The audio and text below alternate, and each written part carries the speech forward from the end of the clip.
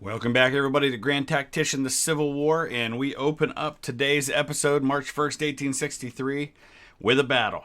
And it looks like we're going to be taking on Carlin's Corps of the Army of the West, going up against the Army of the Ohio, which has a pretty broken morale situation at the moment.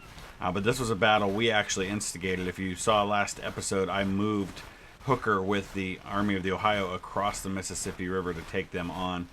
So we're going to have to give a little bit of time for the army to get settled. Typically with these battles, when you go in with that kind of broken morale or that very weak morale situation, if you give yourself a little bit of time to get settled, you can usually stabilize things before you actually go into combat. Okay, we're coming in at Danville on Eagle Creek. I don't think I've ever fought on this battlefield before, so I'm excited to dive into something new.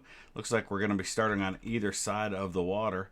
I actually kind of like the idea of maybe moving my troops over here, so we're on the same side as the Confederates, and then we'll have to consolidate things a little bit, but we're going to want to give some time before we actually engage. Right now, morale situation's actually fairly even. Confederates at 47, myself at 41. So it's not really all that bad. All right, we made our first movement up to here. Now we're moving the army again up to here. I'm putting a couple of divisions over on this side. I'm sending the cav out on my extreme left. And then I'm going to swing Morel around to get a glimpse of what's happening up here. I've given him an evade order. So if he does come in contact, he's not going to engage. And numbers are almost identical right now. You can see we both have the same number of objective points. Morale's almost exactly the same. Our morale's actually slightly higher. And we've actually spotted his army commander coming in over here. They can't be far behind. We're going to send the cav up and see what we can find out before we start moving the army. Well, still no sign of the enemy. Oh, and here he is. He's coming down this road right here. So it looks like Philip St. George Cook's going to make the first contact. That's Jeb Stewart's father-in-law. So he's going to make contact. We're going to go ahead and start bringing up the army. Let's send this cavalry unit all the way up there.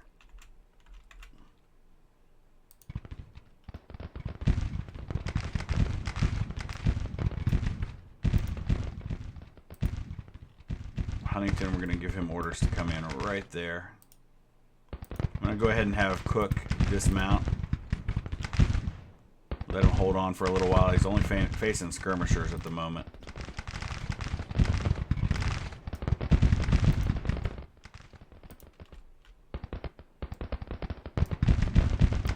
We're going to come in right along that railroad.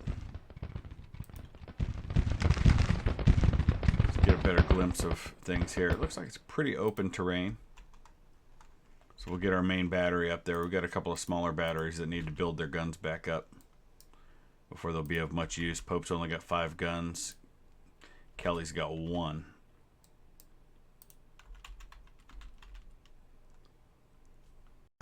Okay, our guns have gotten up there and they're moving into position. They're going to start firing. That's the AFDRA Yellow Riders. And he's starting to get his infantry ready to go. And it's just going to be Cook's 2nd Cavalry holding at Kurt's storehouse for the time being until the first elements of the infantry arrive, which they're starting to get up here and into position. So we'll be able to pull Cook out in just a minute. I'm going to hold him there until they get ready to move into line, though. All right, let's pull him back. It's going to take a minute for that to happen anyway.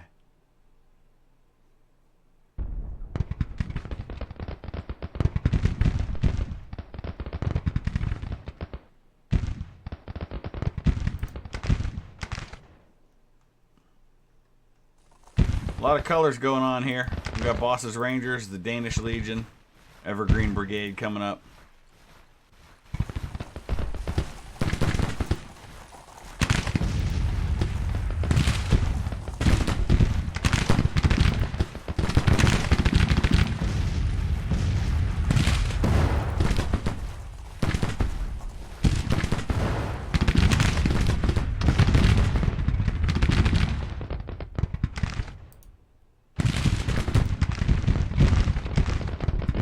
guns up nice and close. I'm going to get this 10-pounder Parrot on counter battery fire. Alright, Cook, you need to pull out, buddy. We've got infantry coming in.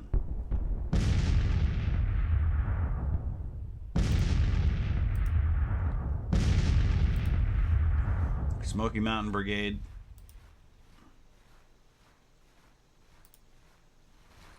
I have to get these guys with some long-range orders.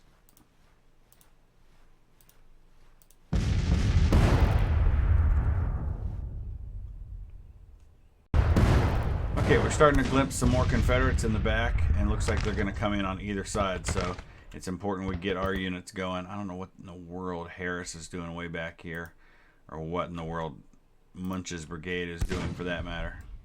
Or his division. That's the Blitzers back there.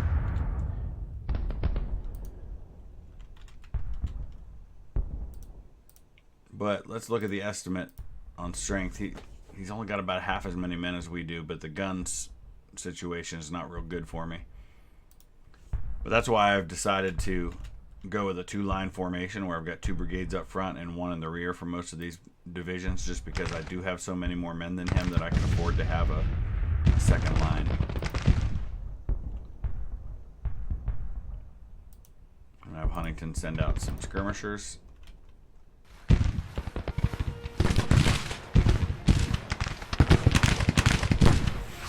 guess it's too late for skirmishers.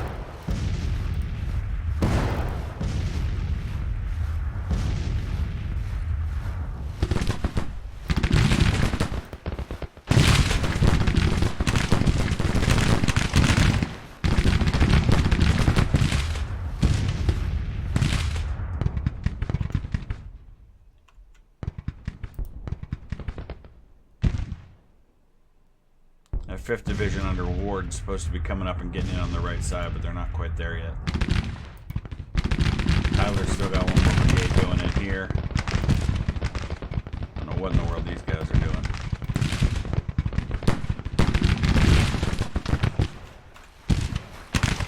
Get a look this way.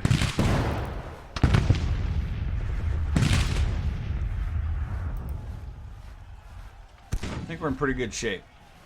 We get a little bit of a defensive bonus for coming in alongside the railroad here.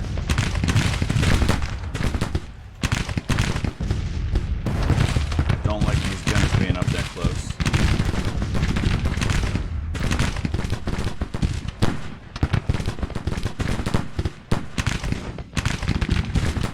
And I've got people in the way right now, so my guns aren't firing.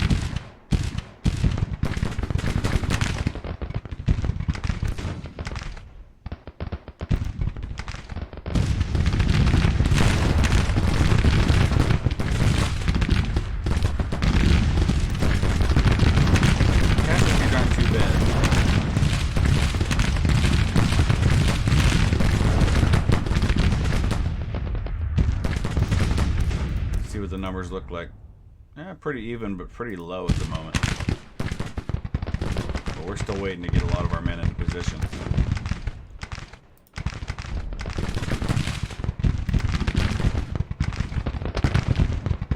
I'm gonna go ahead and move these Napoleons up, I think. Maybe not. We've got men coming up onto the line.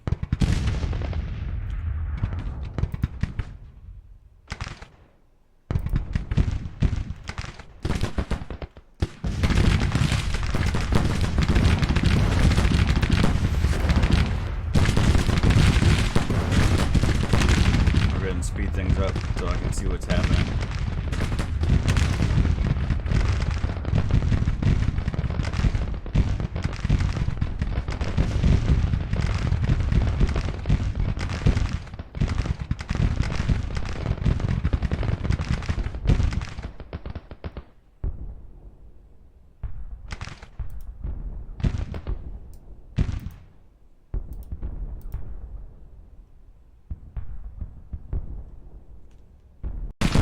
Alright, most of the fighting's happening over on my left right now.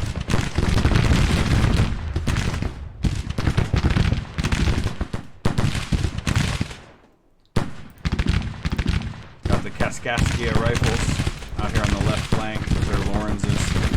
Indiana Brigade under Milroy's right here in the action. The Smoky Mountain Brigade to their right under Granger.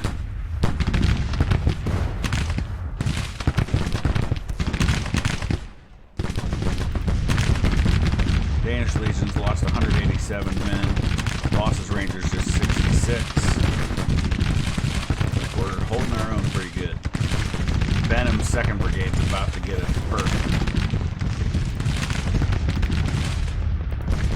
Evergreen Brigade right there. And then we do have our cav up here, and we're moving them in position to grab this objective behind him. I'm gonna go put Cook out here on the flank.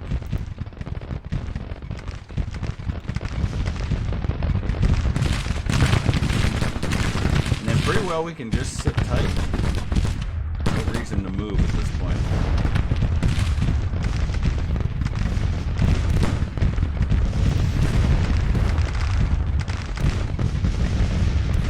Moving in our direction, which I think is going to force him into action. We just broke one of his brigades over on the right. Nicely done, Boyce. Indiana Brigade lost 110 men, but they're holding their own.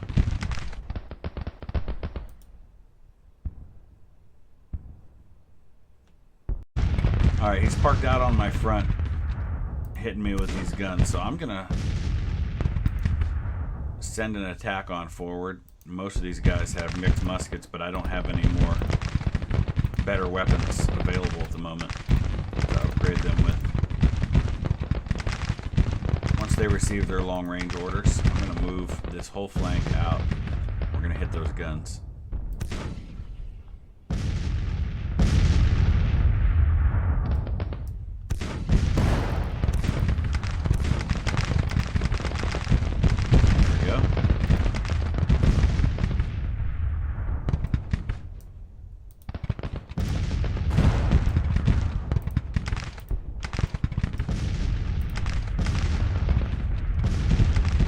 Does have some skirmishers out. In fact, let's do the same.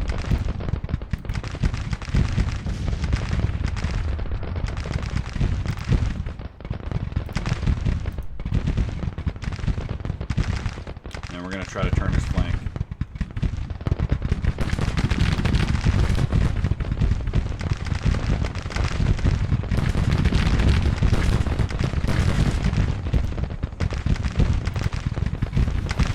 These are new units seeing their first combat.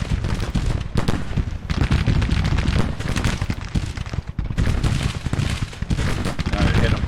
Let's hit that battery. Hit it with everything we got. I'll save my 3rd Brigade, just in case, because we are charging right into the face of those guns.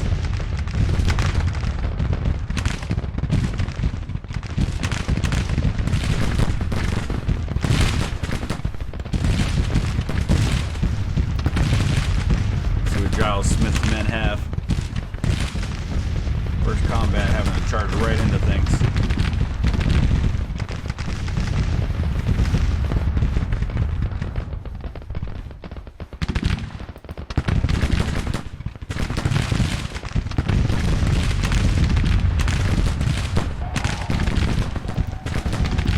Oh, they broke.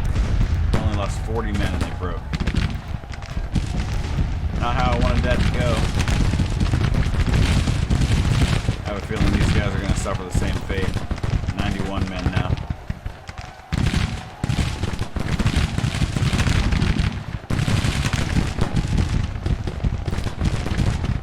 Rally them, Ward. Rally them. They haven't lost that many men.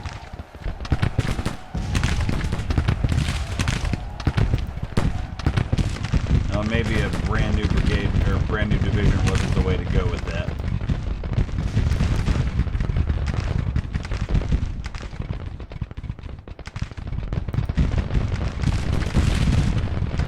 We're going to lose that whole division. 1st Brigade surrendered to the enemy. My gosh, that was a 3,000 man brigade. They charged, they lost like 100 men, and they surrendered. Well, there goes my right flank. Nice job, Ward. You're fired. First time as a division commander. That was brutally bad.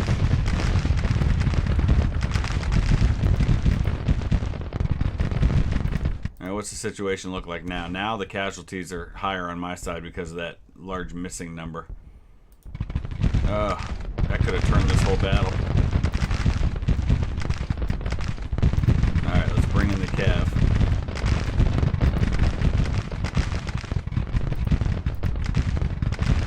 Advance some skirmishers from Tyler. Oh no, he already had them out. I brought him back in. It's alright, they need reloading.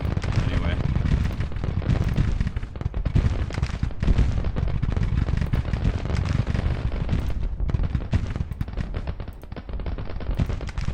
Not feeling real good about Baker right now.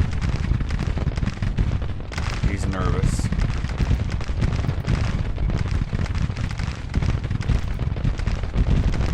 Our veteran units are doing pretty well. Danish Legion, Lost Rangers, Smoky Mountain Brigade. These guys are all holding their own. Indiana Brigade. Cascasia rifles.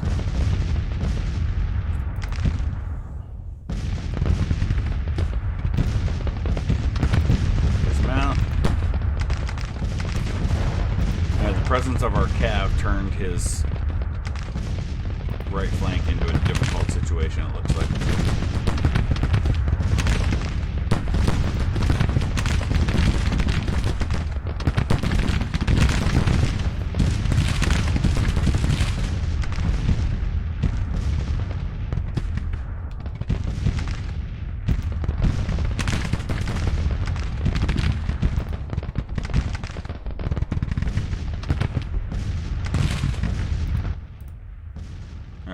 Trying to even out the casualties here. See if we can turn this flank.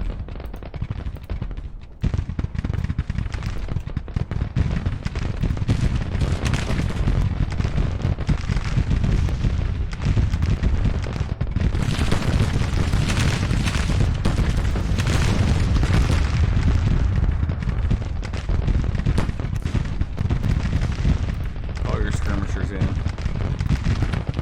Colliers in.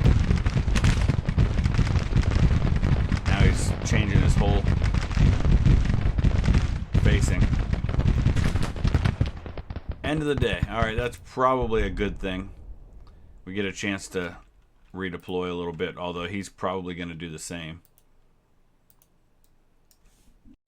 Okay, we're redeployed. Everything's about the same, except I had to pull my cav in from where he was. It wouldn't let him stay there.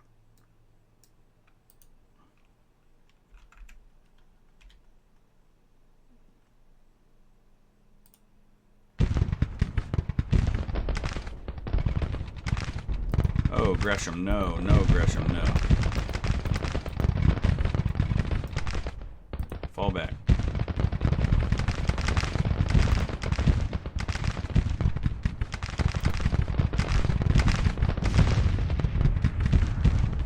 Sit tight with everybody else for now.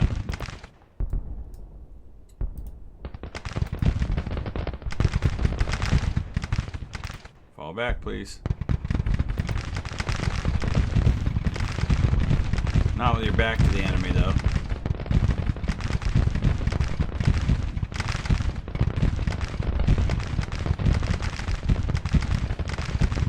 Alright, things are looking pretty good.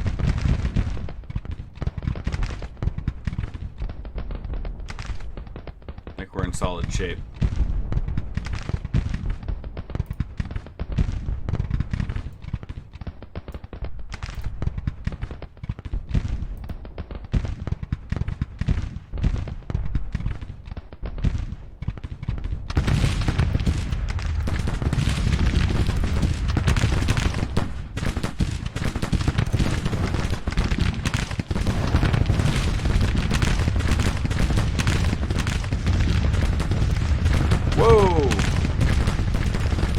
Baker just broke, and he broke in a hurry. It's those guns. Just can't seem to deal with those guns. Looks Looks like 2 of Ward's brigades managed to recover. What about Morale? He's exhausted. I'd like to send him up there to charge those guns. Maybe we can bring Cook around to do it.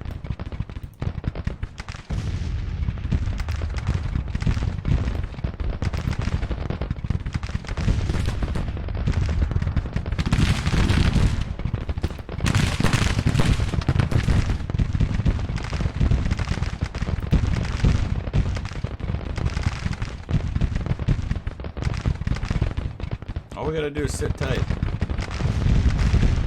As long as his guns don't break another one of my units.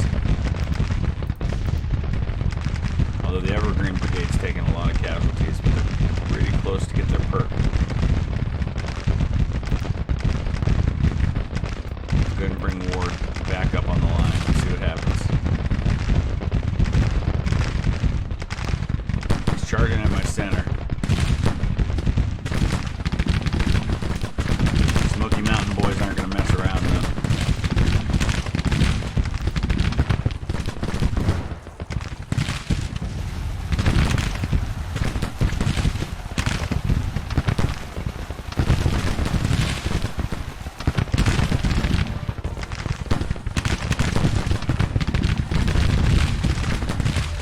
Danish Legion's getting low on ammo.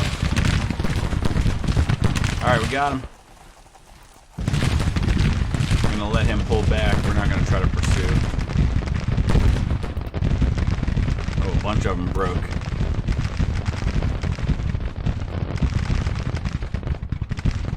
Mount up, Cook. We might be able to hit a couple of these brigades after all.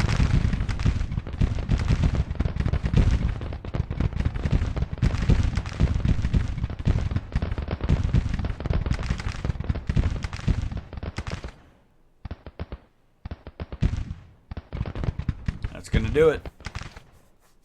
All's well that ends well. Had some ugly moments in that one though. I'm sure Ward's gonna be the guy that's disgraced after this battle.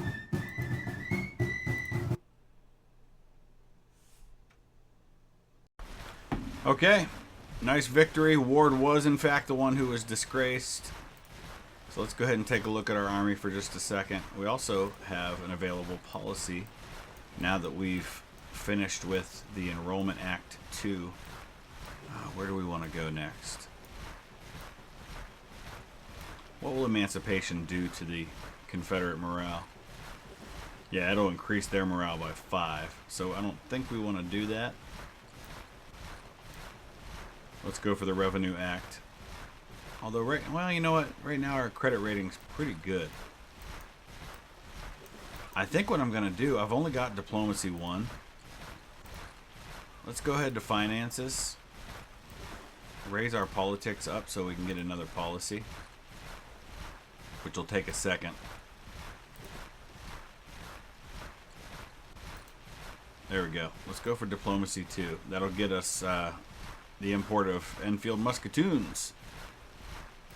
And then back to military for a second, because there's a few things we need to do with the Army of the Ohio. One of which is to deal with our batteries. Pope's up to 5 guns. See, Kelly's only got 1 gun. We may as well just merge those 2 and get another battery in there somewhere. Where's the oh, it's right here. 15 guns there. So we'll add another battery to that. We've got to replace Ward. I'm sure he's probably, yeah, he's defamed. How about Samuel Zook, Duryea? Don Carlos Buell's not doing much. Let's get him in there. Let's look at our other division commanders and make sure they're all good. Looks like they are. Brigade commanders seem okay at the moment. Okay, we're going to need another supply depot in Memphis, because we can only supply 38,000 men with 1 level 3 supply depot. That is not enough for this army. So we've got to find a spot where we can build one here. There we go. Alright, we do have a new brigade to add. And so Wayne Slater, who's our newest patron, and thank you, Wayne, we appreciate that. would like an Indiana brigade named Slater's Legion. He'd like to have red pants and black coats with tall hats. So let's make that happen the best we can. Those are the hats I would guess he probably wants to go with. So let's go with the black coats, the red pants. He wants them under the 1st Corps in the Army of the Potomac. Now, the 1st Corps right now is actually on detached duty, serving with Grant's Army of the Tennessee, but they are an Army of the Potomac unit. We don't have any good weapons at the moment. I'm going to give them Sharps rifles, which are 9 rounds a minute, but that'll work out nicely.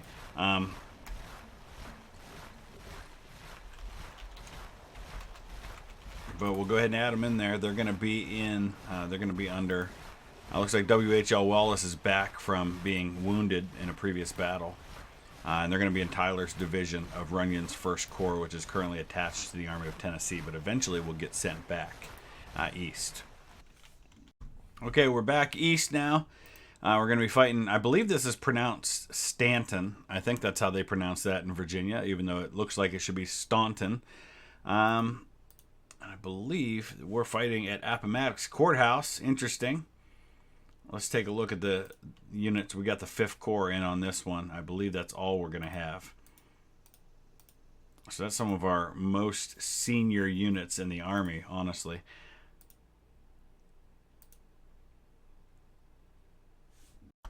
And we're going to be facing, at least our early estimate shows the numbers pretty much identical with the Confederate force. Ramser's Corps.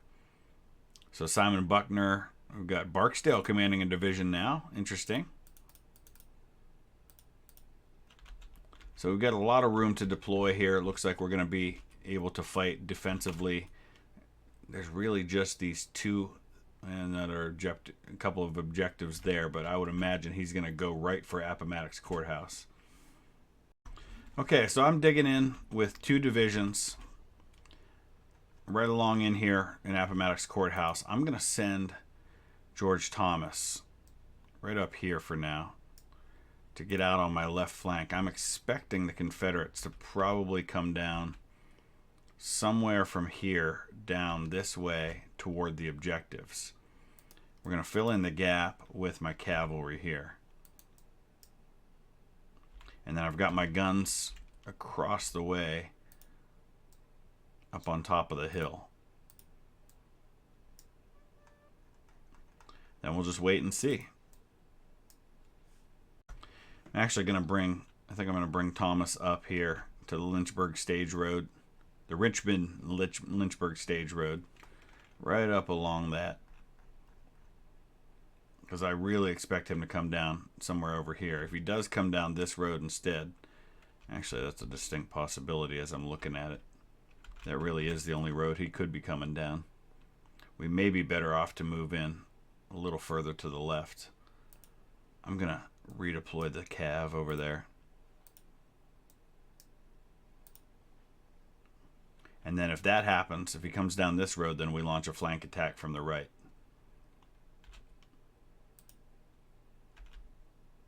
I'm going to send this cavalry out here.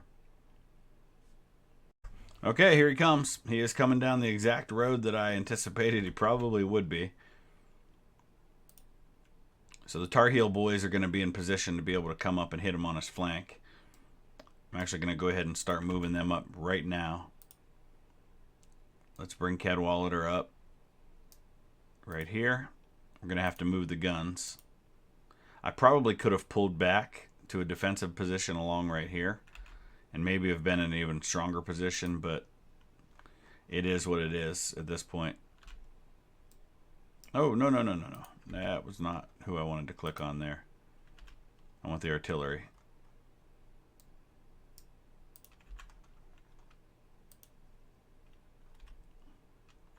Thomas is going to make first contact.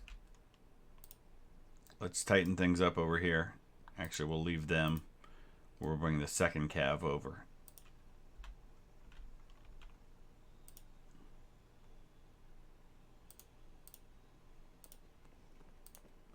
Got the 155th Pennsylvania right there.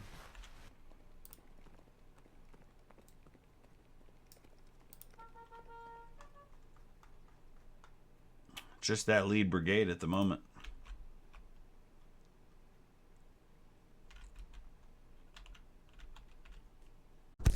Okay, our guns are in position. They're opening up. Tar Heel Brigade's moving in on the right. We've got him coming right into this three-sided killing zone, which is exactly what I was hoping for. We're going to have him boxed in nicely. Even though his numbers, well, now they're showing a little bit lower estimate, so about 28,000 men. My morale's higher. I've got him right where I want him. And all I got to do is sit here and hold.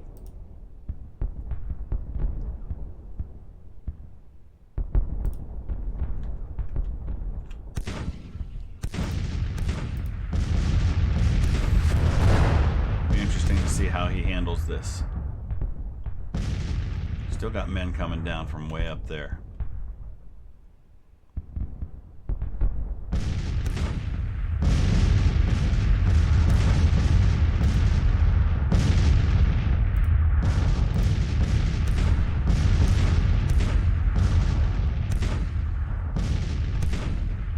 How about we send up some skirmishers?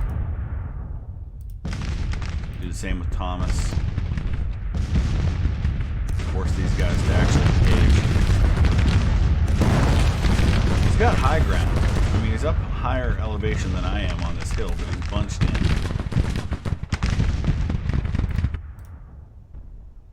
So far, so good. So for the last several hours, this has been completely an artillery duel. There's really nothing else happening. He's still moving in more men, more guns, and it's just been my artillery just pounding away at the center here. I think I'm gonna go ahead. Oh, he's starting to move. Just as I was about to do something, he looks like he's gonna come at me over here. So let's counter that move by moving my center and my right before he can hit my left, because my left is probably the weakest of my line. It's going to take a little time for Wool to get those orders out to everybody on the right. Let's see if this throws a wrench in his plans. We're going up the hill, so that's going to make things a little more challenging. Francis Blair Jr., I was just talking about him yesterday. He was the vice presidential, he was the running mate for the 1868 Democratic ticket, so he was actually running against the ticket headed by his old commanding officer, General Grant. Horatio Seymour was the presidential candidate in 68. You have to imagine that had to have been a tough gig, being the guy running against the hero of the Civil War. But it was actually a relatively close election in terms of raw numbers. Just the electoral count wasn't that close. Alright, we broke Ripley.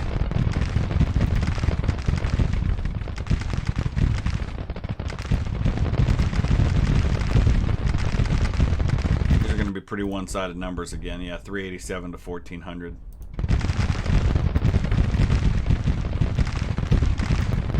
Doing over here. Third Cav's got a bit of a problem on its hands, and their commander was just wounded. I want to try and shift Blair a little bit further this way if I can. Oh, no. Not what I wanted. There we go. Keep pushing Cadwallader up.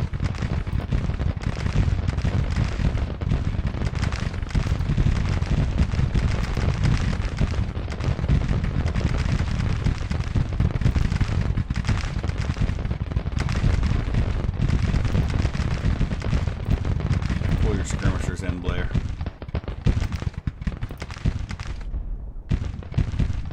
We're just gonna load up on his left flank as much as possible.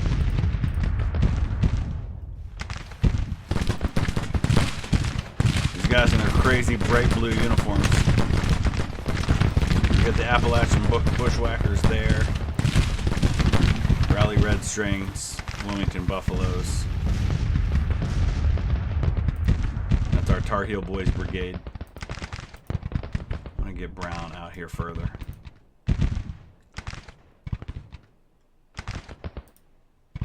I'm going to disengage George Thomas and pull him back here. With the idea being that we're going to bring him in on the right flank.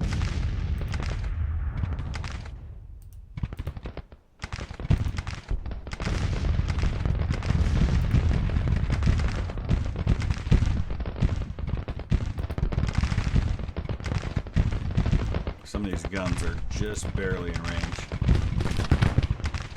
End of the day, so we'll be able to just go ahead and redeploy on our own. I expect he will do the same. Oh, we can't get Thomas quite where I wanted him. Let's straighten out Blair's line a little bit.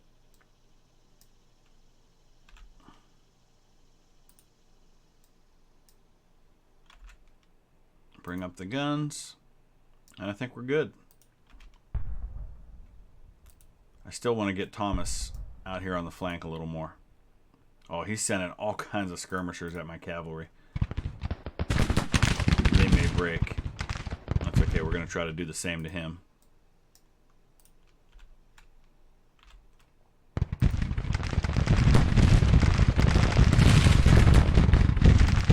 Pour it on him, Tar Heel boys.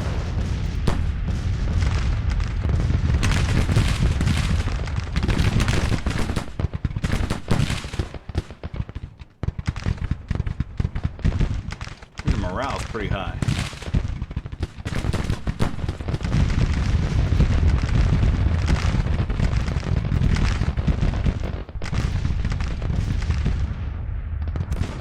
Try to shift Cadwallader this way a little further.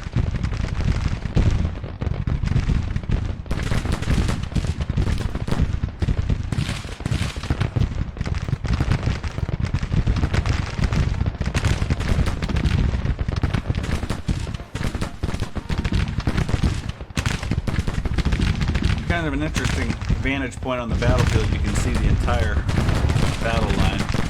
Yeah, that third cav, I had a feeling that was about to happen.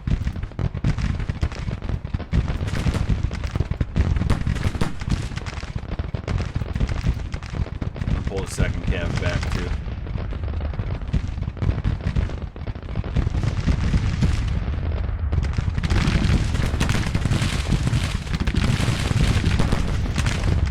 Pull all your skirmishers back in.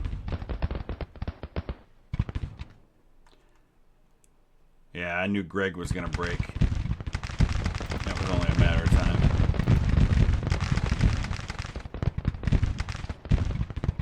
Now he's pulling his whole army back because of what I'm doing with mine.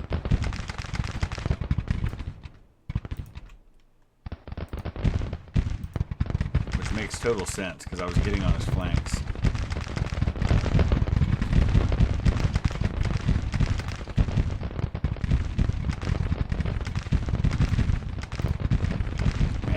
Really redeploying, but that's the smart move for the AI in this situation.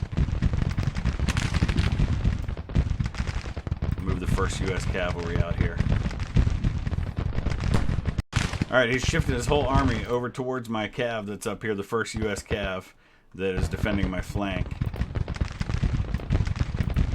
I'm trying to move up our guns now. Bring up the second U.S. cav to fill in this gap right here. I don't know what Heinzelman's doing at the moment.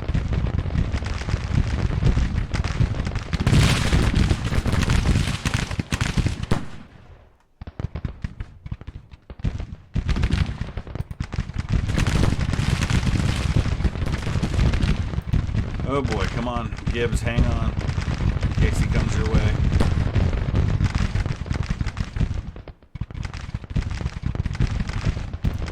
Thomas is just kind of sitting tight out there on the left flank. He's lost 511 men in this division. Blair's lost only 157 in the Tar Heel boys.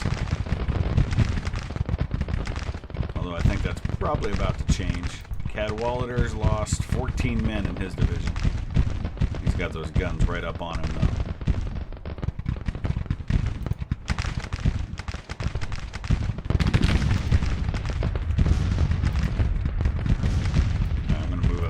Go ahead and engage him.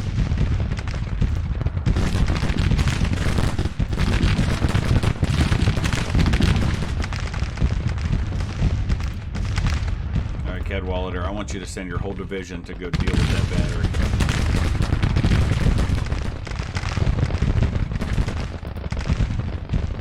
Thomas's 3rd Brigade's a little unstable. They got Sharp's rifles, so they're going through the ammunition pretty fast.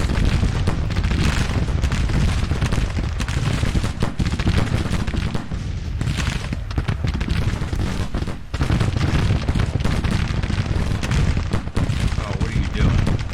Why are you facing that way? There we go.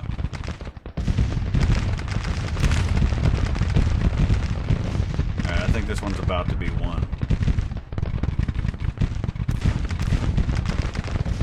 Still higher than mine, though. There we go, Gibbs.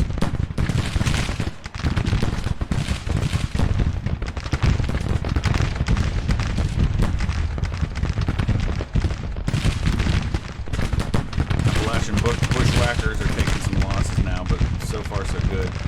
Blair's lost 208 men. Cadwallader's up to 75. Thomas still only 511. And he's shifting again. I think we've got this 1-1. And we took out that battery. That's the best part. Awesome. Go grab those guns.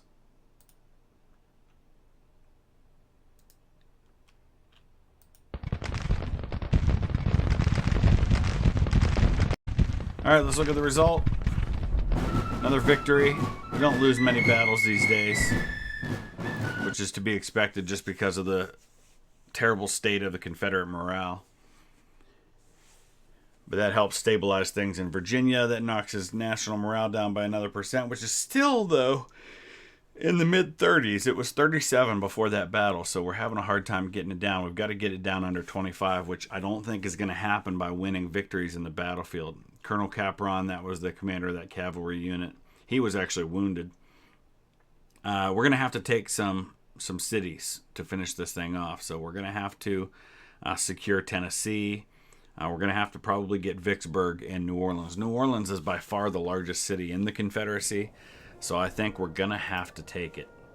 But that'll be for another day. Let's go ahead and zoom out. I want to look at the quick map overview.